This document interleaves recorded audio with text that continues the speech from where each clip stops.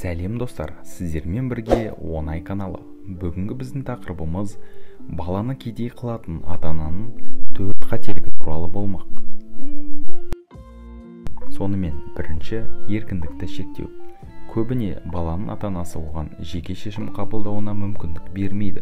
Оның орнына дайын инструкция беруге тырысады, яғни бала үшін ата-ана шешім қабылдайды.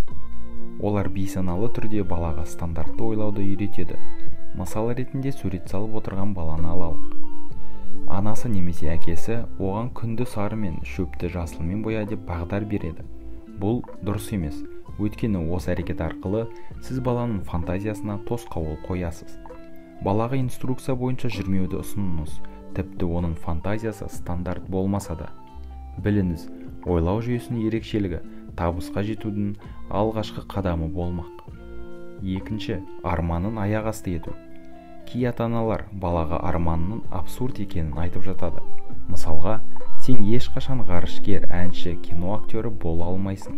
Армандап жүрген яқтан алу саған қайда? Мұның бәрі қиял, армандауды қойда, дұрыс тірлікпен айналыс деуі мүмкін.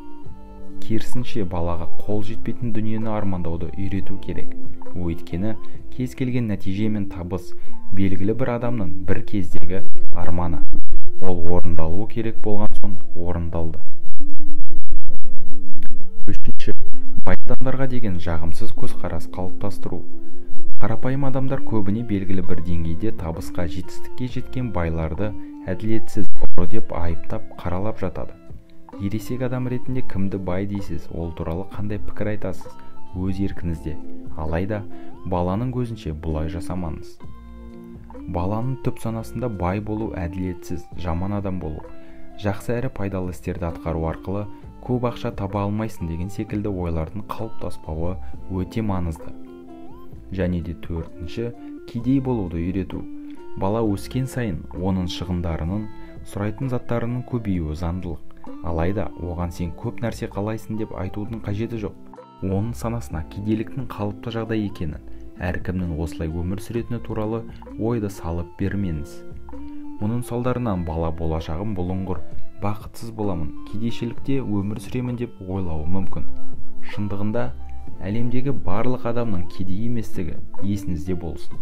Балаңызға ерекшеленуге, бай болуға мүмкіндік беріңіз. Осымен достар, бүгінгі видеомыз өз соңына жетті. Өз ойларыңызбен видео астында комментарийде бөліссеңіздер болады. Сіздермен болған оңай каналы. Келесі кездескенше достар.